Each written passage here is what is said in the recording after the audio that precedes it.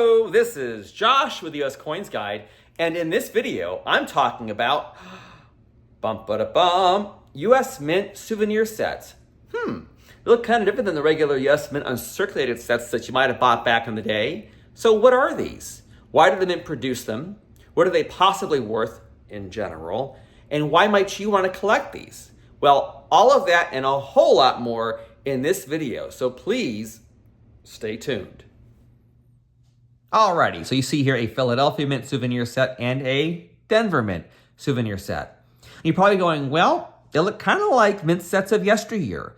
And as many of you might know, for decades, the US Mint would package their uncirculated sets or mint sets in basically cellophane packaging, kind of like this, and contained within an outer paper envelope.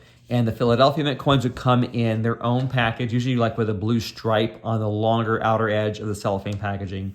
And the Denver and some year San Francisco Mint coins in their own package, usually like with a red stripe on the longer edge of each side of the cellophane packaging.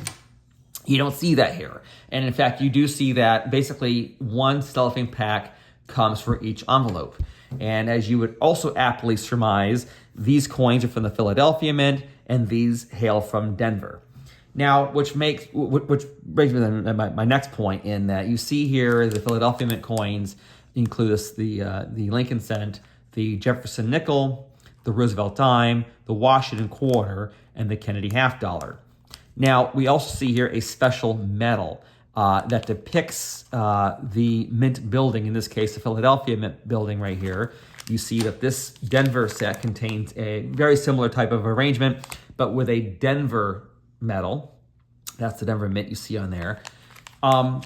You might also note that while many years there were no dollar coins made for circulation, this is actually a 1981 set of souvenir sets, and there's no dollar coin, which of course the Mint was making Susan B. Anthony dollars in 1981. There's none in here. And that's the case really for all souvenir sets. They don't include dollar coins. For whatever reason, I don't know why that is. Probably because of space, I don't know. But the long and short of it is that the Denver Mint, as far as historians can tell, was the first of the mints to produce a souvenir set back in 1972. And by 1973, the Philadelphia Mint followed suit. And for years, both the Philadelphia and Denver Mints sold these souvenir sets in their respective gift shops. So they were essentially Mint gift shop exclusives. You could not just order these souvenir sets by mail like you could, say, a proof set or a mint set or other products like many of us did and still do in some cases, year in and year out. These were only available for purchase in person at the gift shop for the facility from which you're buying the coins. As a matter of fact, you see here this souvenir set that I bought in 1995 from the Philadelphia Mint. My family and I visited the Mint that year, and I bought this souvenir set for $4.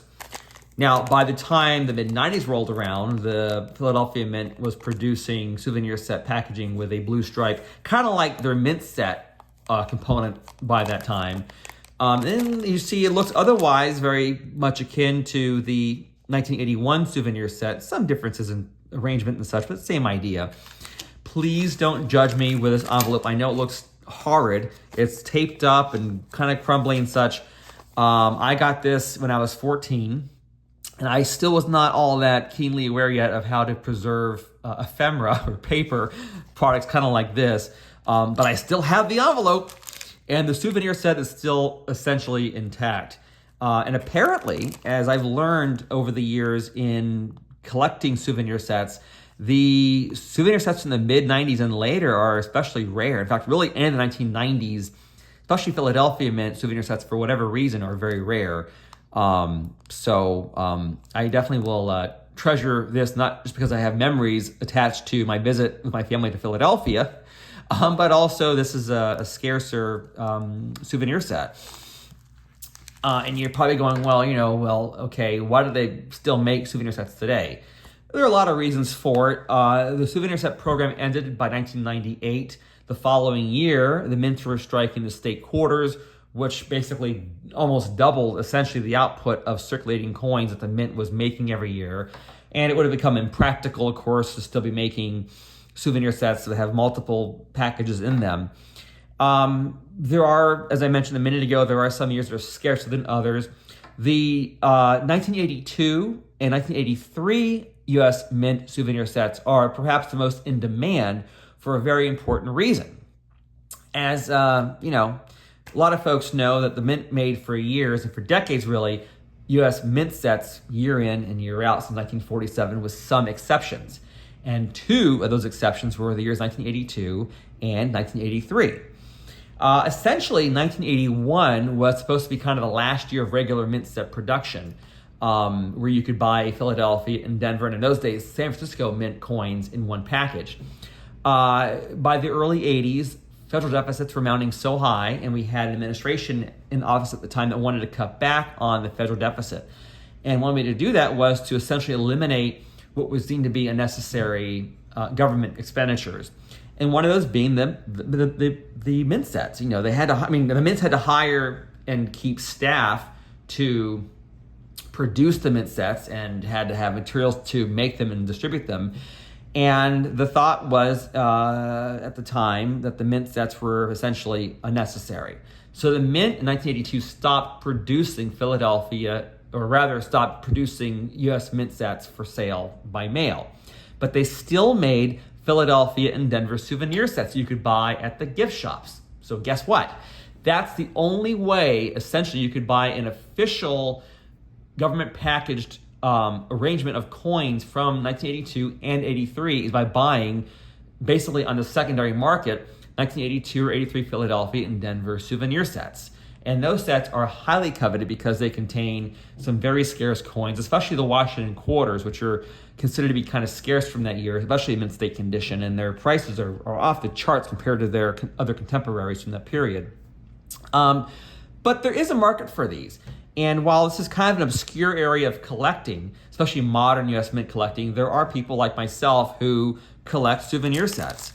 And I can tell you, I don't have anywhere nearly a complete set of souvenir sets, and because of the price of especially the 1990s sets, I may not be able to ever afford to buy the complete run. But I do enjoy collecting souvenir sets because they are a different kind of offshoot of U.S. Mint collecting, so to speak, modern set collecting. And they contain representatives of mint coins from each of these years.